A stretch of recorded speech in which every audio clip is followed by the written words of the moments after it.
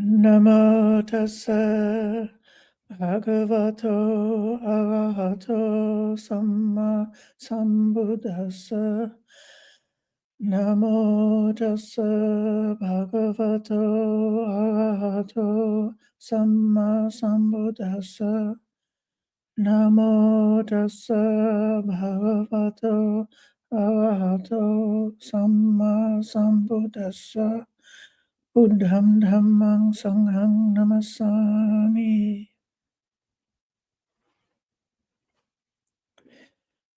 Good morning. Welcome to this Friday morning Sutta program with the Empty Cloud Monastery. The sutta which I have chosen for today is very brief, and it's particularly relating to the wisdom part of our threefold training, and the question of how meditation supports wisdom, how meditation is the condition for wisdom to arise. This is number 31 in the Book of Twos, in the Connected Discourses, Anguttara Nikaya. The sutta doesn't have a name. It's very short, so I can read it in a minute.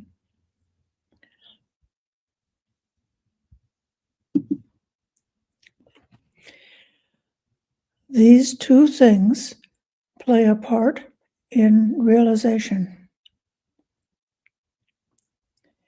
Realization is vidya, which means non-delusion. Vidya is the destruction of avidya. The opening of vidya is the last fetter to be cut off for one to become fully awake. What two? Serenity and discernment. Samatha and vipassana. Samatha is sometimes translated as peacefulness, or sometimes as tranquility. It's also very close to equanimity. And then vipassana here is translated as discernment, also very often translated as insight. What is the benefit of developing serenity? The mind is developed.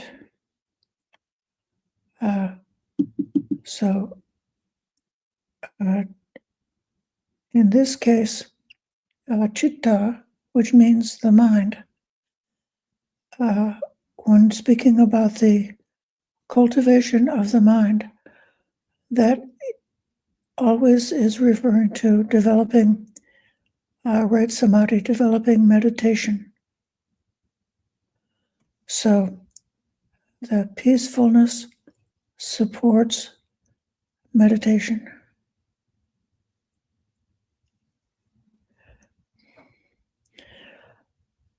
What is the benefit of developing the mind? Greed is given up.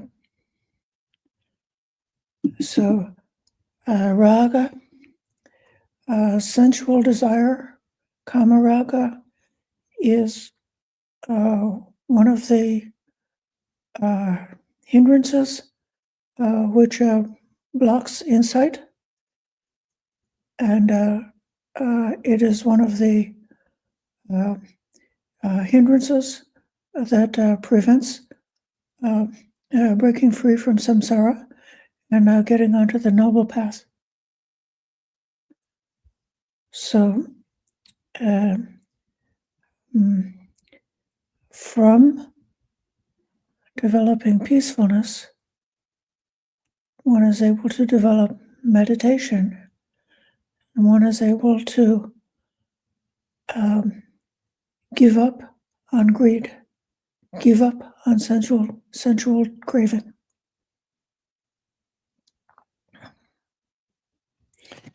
I'm going to read the rest of this brief sutta and then circle back to explore some more what the significance is of these two factors of serenity and discernment. Okay. What is the benefit of developing discernment? Wisdom is developed. This case, wisdom is called Panya here, and that is particularly in the context that we've been speaking of for the past number of weeks about the threefold training. That path that we're seeking here has got the three parts: sila or ethics, samadhi or meditation, and panya or wisdom. So the third leg of the training is supported by vipassana, by this discernment or this insight. And then what is the benefit of developing wisdom? Ignorance is given up. So avijja is given up.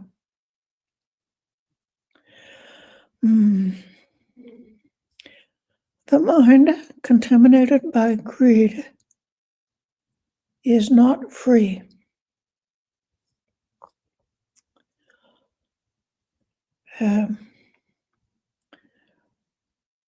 Upakilita, that's the small, minor, or the more subtle defilements, the defilements of the mind that can especially become apparent when one is attempting meditation. So this defilement of raga or greed, then the citta does not free. This vimucchati is to be liberated. So the mind doesn't become liberated.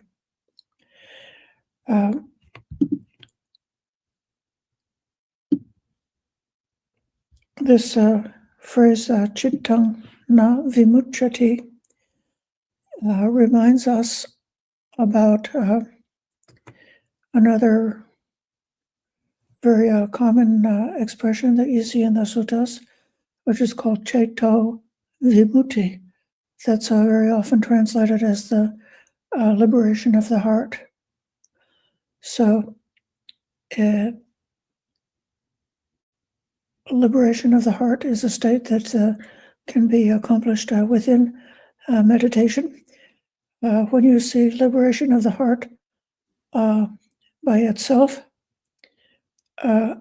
it can sometimes refer to a temporary state of being secluded from sensuality and settled into samadhi, into tranquil meditation.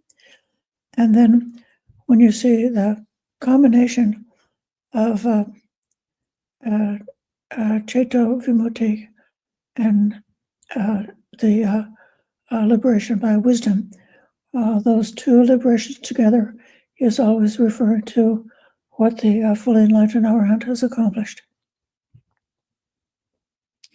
So wisdom, you could say, well, let's think about what wisdom is. What's the development of, what is this panya in more specific detail? Panya is seeing causation, going beyond the delusion about finding self in any of the 5 aggregates, but instead experiencing everything that can be experienced as far as the material body, the mental aspects of feeling, perception, intentions, experiencing all of that is an ever-changing flow of conditions that are arising and ceasing because of conditions, and losing the mistake of objectifying those experiences and imagining that there's some subject, which is the self, which is the owner of the experiences that you're having. So by seeing the impermanence and the ever-flowing, ever-changing arising of phenomenon based on causes and conditions, and then losing that confusion about the self. That's the essence of Panya.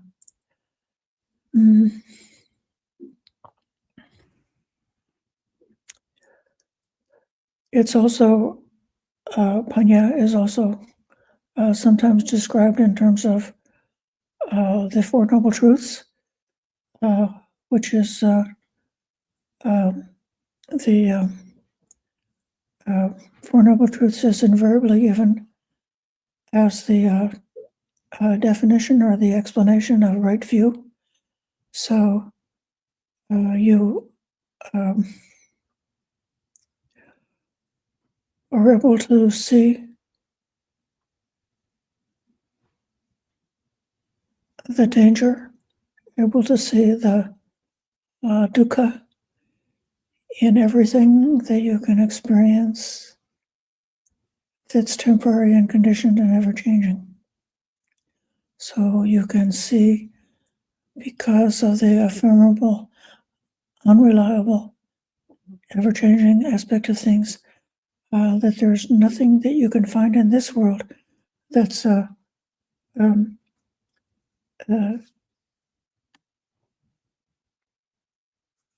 free from disappointment. Nothing that you can cling to without becoming disappointed. Nothing in which you can plant your identity and find stability and find safety and liberation in that way.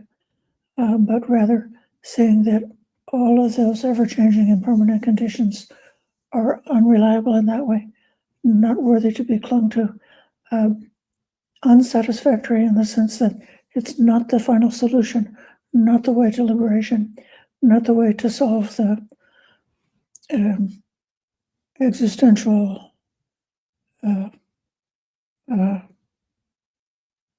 anxiety and suffering that we have because of being born and living in this world as beings who are made of meat, who are born from the womb, who have to suffer the old age, sickness, and death, and who have to face the extinction of everything that we know in our existence as being the individual who's alive at this moment. So when we see dukkha, when we see the cause of dukkha in terms of craving, when we see the release from dukkha, from letting go of the clinging to any phenomena whatsoever, and able to experience that escape from dukkha that arises from letting go, then the path of the practice leading to that. It's very interesting that in this sutta and in this kind of group, it's more common to see the development of wisdom in terms of the tilakkhana, are the three characteristics of everything that we experience as being impermanent, unsatisfactory, and without self, and not as often seeing it described in terms of the Four Noble Truths. Why is that? In my opinion, the Four Noble Truths is really a very comprehensive statement that includes both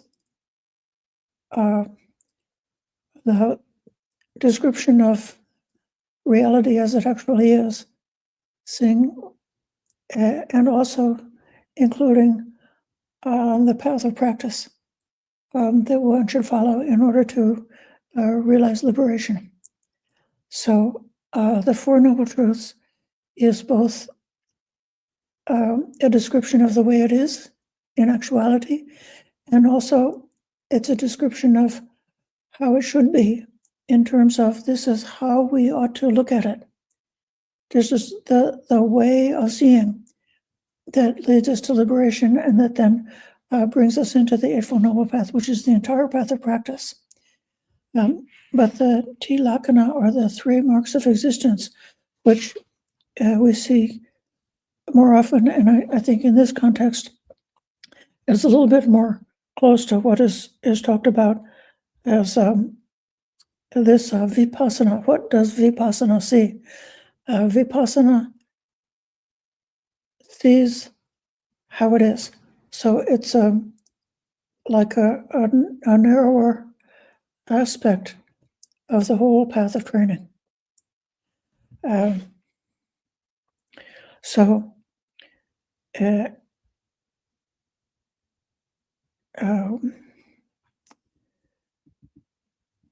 mind contaminated by greed is not free. Wisdom contaminated by ignorance does not grow. In this way, freedom of heart, that's the Ceto Vimutti, comes from the fading away of greed. And then freedom by wisdom, that's Panya Vimutti, comes from the fading away of ignorance. So Ceto Vimutti, Panya Vimutti, those things together are the two wings to liberation. The two aspects they could be used as a description of a fully enlightened person. So this fading away of raga brings the Ceto Vimutti, the freedom of the heart. The avidya viraga brings about the fading away of ignorance. You could say in a certain way, the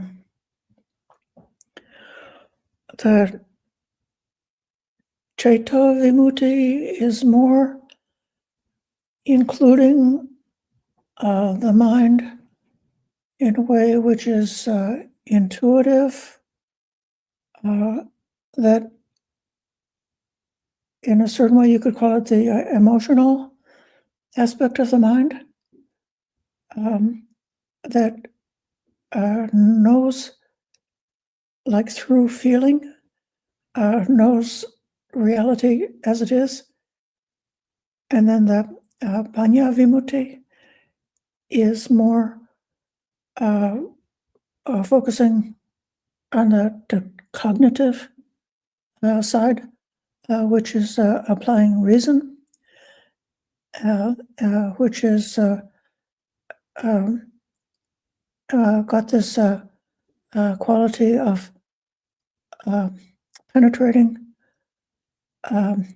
seeing things as they are.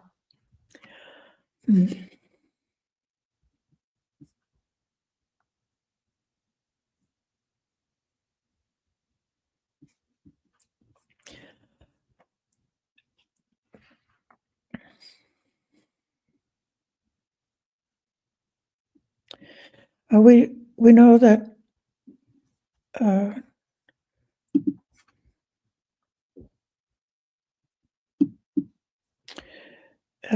we know that the vipassana and samatha in modern times, especially back in the last century, meaning in the 20th century, they used to describe samatha and vipassana as two different styles of meditation. And they used to tell us that vipassana meditation was practicing right mindfulness in terms of the four foundations of mindfulness, and that samatha meditation was practicing samadhi in terms of the four jhanas. And they used to tell us, again, I'm going back to the last century, that the modern in the modern revival of meditation, there was a great deal of emphasis on vipassana or insight as being the unique contribution of Buddhism to liberation, and almost downplaying samatha or samadhi, right, the practice of the jhanas, as being a practice that is not unique to Buddhism, that is not necessarily needing to be emphasized or developed. But in more recent times, like within the past, since the time I first encountered the Dhamma, so I'll say within the past 20 years, the world has come along, and much more often if you talk to any meditation teacher, any Dhamma teacher, they will always emphasize there's no wisdom without jhana. There's no jhana without wisdom. One who has both wisdom and jhana is close to peace and emancipation. That both of these tracks are essential parts of opening the way to liberation. And if a person is feeling that they've reached some kind of a glass ceiling in their practice, that you learned about the Dhamma and you got a certain amount of benefit, your obvious dukkha arising from your bad habits that you used to have has faded away because you've followed the path to some certain extent. You've learned how to gladden the mind. You've learned how to practice loving kindness.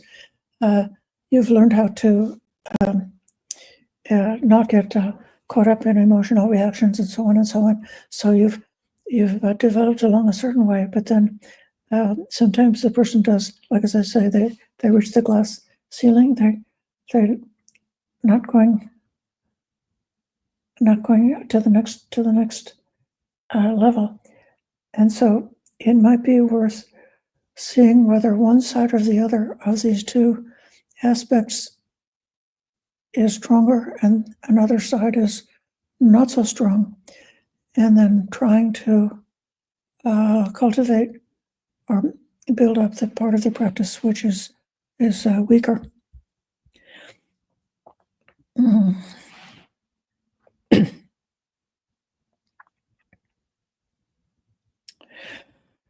I'd like to speak about the difference between samatha, which is mentioned here, and samadhi. Samadhi is the last factor in the Eightfold Noble Path. So that's sometimes translated as right concentration. It's invariably described in a way that includes the four jhanas. Sometimes it includes the four jhanas plus the material meditations, and sometimes it includes the 4 jhanas plus the immaterial meditations, plus the cessation, which is sometimes called the ninth jhana. But these days,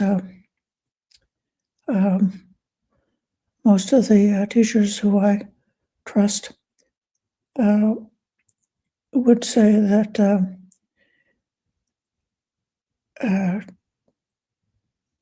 at least obtaining the first jhana is necessary to wake up. It's said in the sutta that if somebody has entered first jhana, that then on emerging from that, or say within the jhana, or emerging from the jhana, they can clearly see that the jhana itself is conditioned, impermanent. Because of that, is still dukkha. So then you experience the bliss of jhana, which is so much superior to ordinary sense pleasures. But you realize that even this bliss is not the final refuge, not the final safety. And then one's danger of becoming attached to jhana fades away, and you let go of the attachment to the jhana, and standing on that turn towards the mind extends towards nibbana. So there's a statement in many of the suttas that say that even just merely the first jhana could be enough for enlightenment. But if you don't become enlightened based on the first jhana, then you can continue practicing. You could say in a way that all of the other further levels of meditation, I'm not trying to make fun of meditation, but it's like for slow learners. If you are not quite have that condition of wisdom such that from the very first entry into jhana you could see clearly enough to gain the goal, then you got to go back and keep practicing.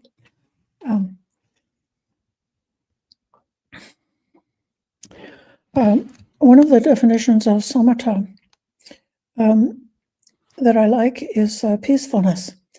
And in that sense, in terms of the Vinaya, sometimes samatha is spoken of when there's a dispute or a disagreement, and then the dispute is reconciled and resolved, and then that's called samatha.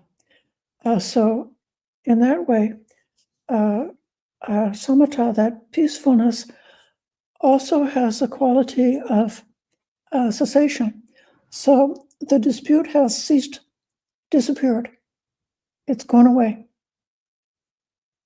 And the peace is what remains after the cessation of conflict. So then all of the different impulses and confusions, all of the distortions of view that could cause agitation in the mind, all of them are arising from the natural process of the mind. So there's the 5 senses, and then there's a related consciousness, which is inclining to connect with those 5 senses. There's a contact. From that contact, there's a Vedana, a feeling that arises, conditioned on that Vedana. There's a sanya that arises, and that sanya that arises is not at all the same thing as wisdom. The sanya is quite a shallow kind of a way of knowing something that simply recognizes the nimitta, or the sign of whatever it is that's being perceived, in order to put a frame around it and to recognize this as being its own category. So if you could take like all the different possible shades of blue that you could find in the sky, and just call it blue. So then the mind has created a concept of blue, which is actually far short of what you really directly experienced, but it's something that the mind does. So between these feelings and these perceptions, then if it's contaminated with greed and aversion, then the mind very easily attaches, starts to proliferate and becomes obsessed with those objects, starts to create a distinction between that object being out there and the self being in here. The self is the one who's like the owner of the experience, the one who's experiencing that object, and then with that proliferation comes to all kinds of conflicts and disputes in the world. So there's that.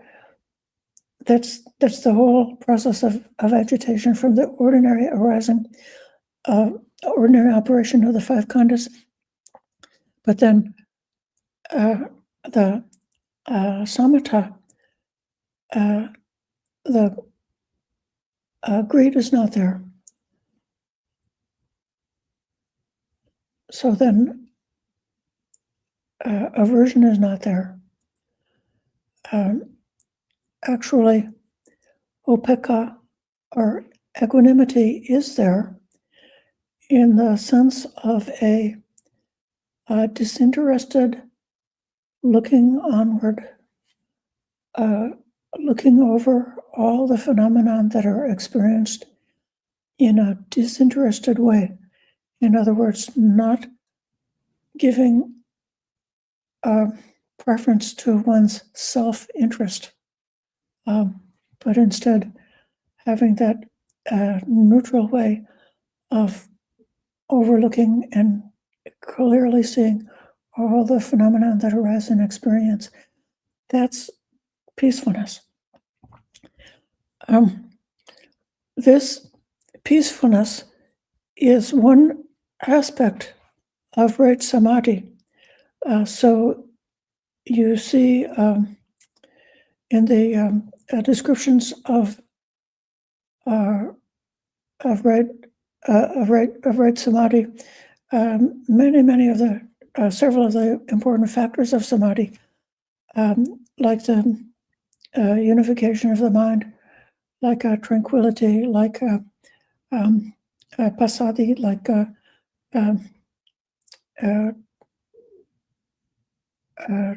serenity. All of those are in the same ballpark with this samatha. But then right samadhi also has got some other factors. Especially, it has the factor of sati.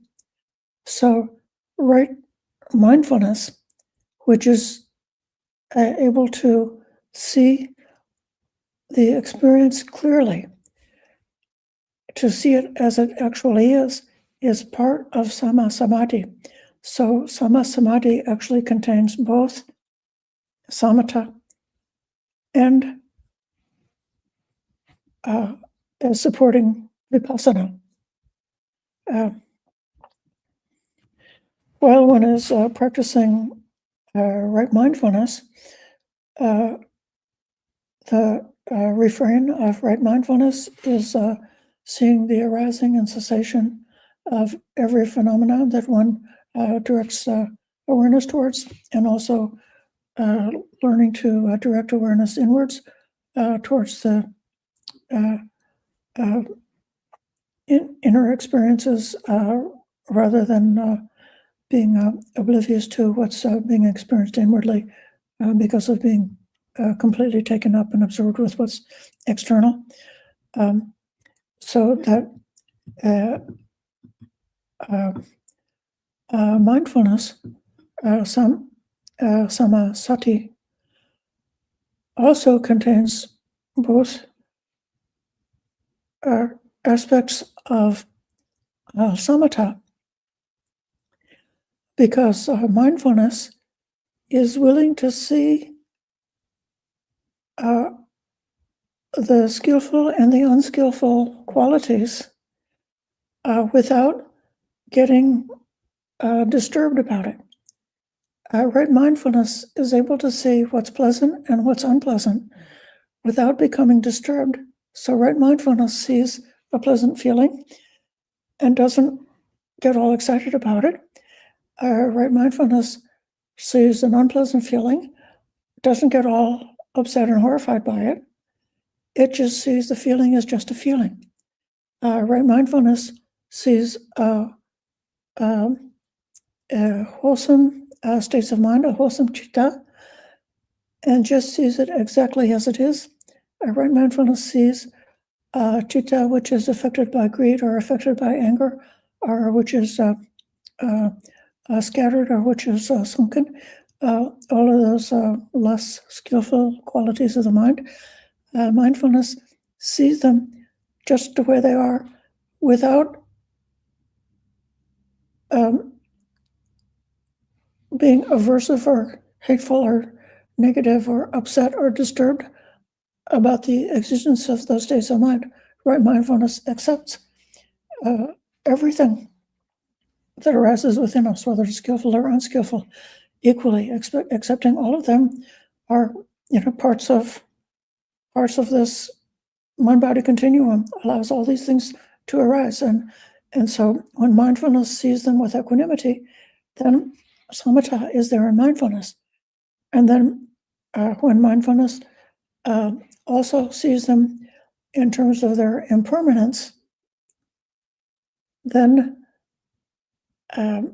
mindfulness is developing discernment as setting up the condition for vipassana. So in that way, both right mindfulness and right concentration, samasati and samadhi, both of them contain both aspects of samatha and aspects of vipassana. I'll say that there's a little bit of a correction. Samatha is explained elsewhere in the suttas as being an aspect of meditation.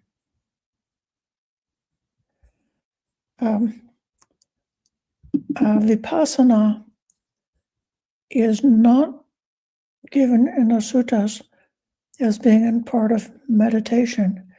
It's given in the suttas as being part of wisdom. So you don't,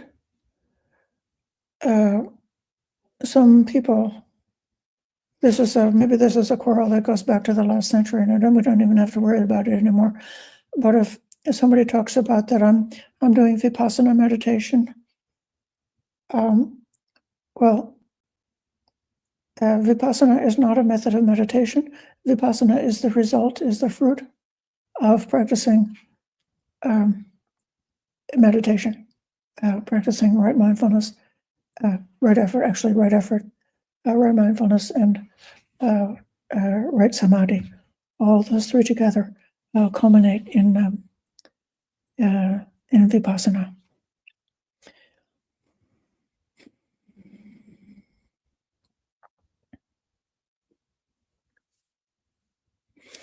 It says in this sutta that the mind contaminated by greed is not free.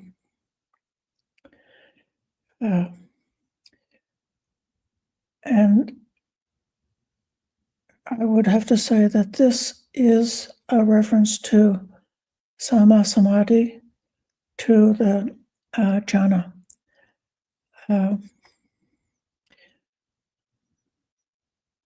Because the greed is the first of the 5 hindrances, and the definition or the entry into Samma Samadhi is when the mind is finally able to let go of the 5 hindrances and to enter that peaceful state, which is freed from the agitation arising from the 5 hindrances. Then they would experience the bliss of samadhi. And that bliss of samadhi is said to be tremendously helpful in helping one to lose the addiction to sense pleasure. When you have really experienced the bliss of that free state, that peaceful state, which is not disturbed by the 5 hindrances, it's a much more blissful kind of a bliss than sensual pleasure. Why? Sensual pleasure is, in a way, it's narrow, that it's the mind becomes focused on some particular kind of an object, which is arousing pleasant feelings based on a contact with seeing, hearing, tasting, touching, or thinking. And sensual pleasure takes a certain amount of effort to maintain, because it wears out. So you don't continue to be pleased by the thing that was pleasant a few minutes earlier, becomes the pleasure factor wears out, and that then the mind has to be continuously looking for more and more different kinds of pleasures, or a stronger thrill, or just have a rest from, say, when you were hungry, the food was so pleasant, but when you're satiated, it's not pleasant anymore. And so then you have to take a rest until you become hungry again, so that you can enjoy it again. And that way, it's effortful, and these are kind of like the shortcomings of sensual pleasure. Whereas the bliss of meditation, it's not permanent, but it's much more stable than sense pleasure. And it's much more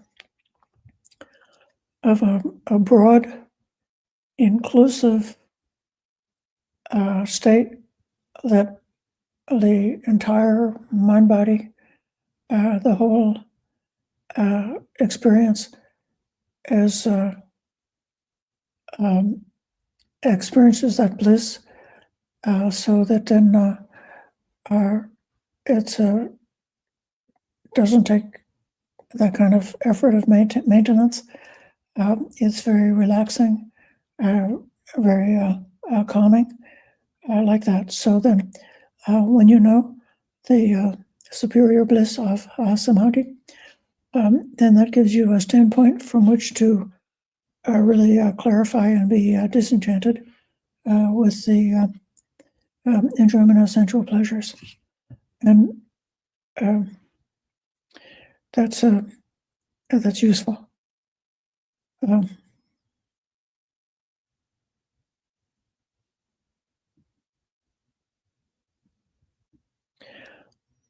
There's another way that when we speak about, it says here in this sutta that wisdom contaminated by ignorance does not grow. So another aspect of ignorance is the way that we could see and understand anything as long as the mind is contaminated by the five hindrances. One of the descriptions about the function of the five hindrances is that it blocks insight. And so while the five hindrances are there, it's very, you can only sometimes get a glimpse of reality as it really is, but you don't get a stable way of seeing it.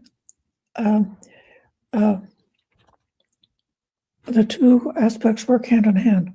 So when the mind is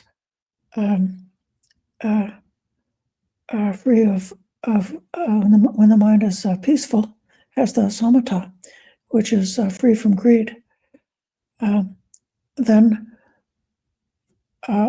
it's separated from the five senses, and then is able to focus and very clearly see consciousness, which is like our say the mind, the mental sense factor, see consciousness itself directly, and that consciousness is the last resort of the self-delusion.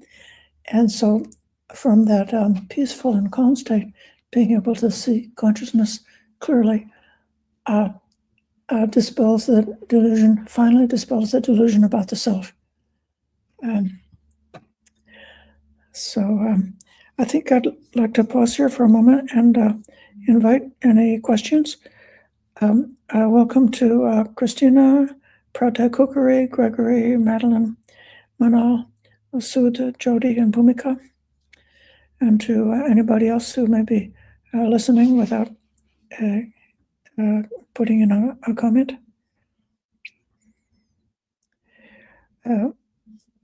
If not your question about this sutta, then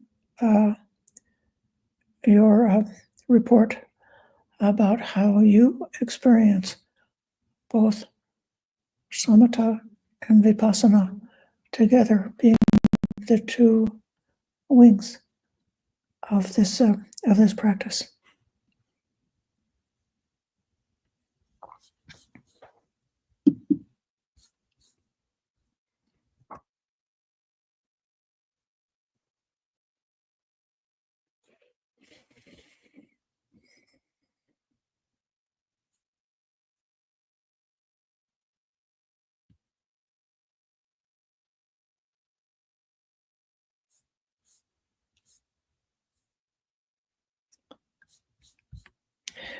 Sud writes,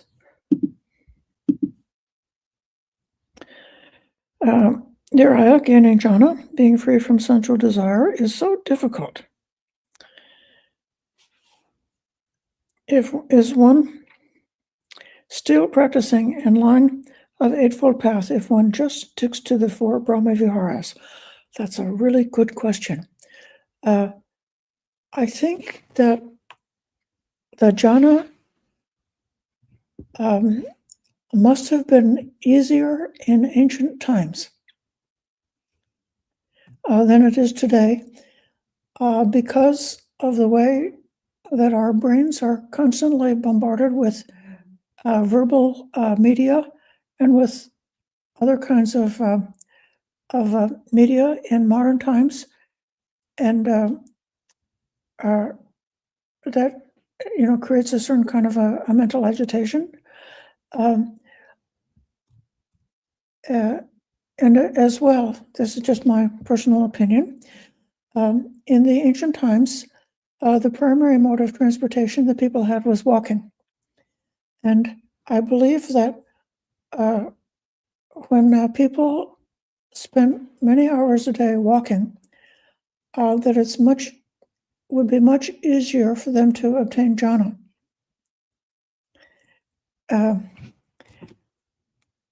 Because of the way that the breath and the body come to be attuned, that mind and body come to be attuned, and that the physical energy in the body arising from regular walking would then be able to come into meditation. And that kind of energy, I think, is more like the right kind of energy to support meditation, whereas the energy that we work on by squinting at these small screens and being exposed to media is like the wrong kind of energy. That's just my opinion. But I have definitely understood one of the most wonderful meditation teachers around is Bhikkhu Analayo, and he definitely advises that like the straight jhana method, it's like vipassana jhana or something like that, that it's very difficult for modern people to get jhana that way, but if not able to do it that way, then coming into jhana by way of the Brahma Viharas is the more natural, easier, softer, and still excellent way, so that through the Brahma Viharas you can enter into jhana. And from there, you can wake up. So definitely the 4 Brahma Viharas can be the main practice, instead of just sitting down saying, I'm abandoning the hindrances, go away hindrances, or something like that. And in addition to that, another of the great meditation teachers, Bhante Gunaratana, I'm not sure exactly what he's doing these days, but in the old days, he used to, every year, he would teach a week-long retreat on the Brahma Viharas and another week-long retreat on the jhanas, on the 4 jhanas.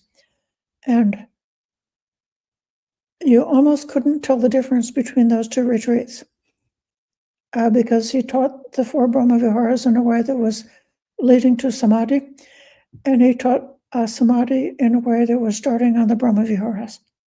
So definitely just stay on the Brahma Viharas. Whenever you're aware of presence of hindrances, use your mindfulness to see them as accurately as you can, what they are. And when those hindrances are not there, notice clearly, use your mindfulness to see, just for this minute, the hindrances are not there. And notice clearly, use your mindfulness to notice what it's like in doing that Brahma Vihara practice when the hindrances are not there for a minute. And with that, that's the way to use the Brahma Viharas to go into jhana.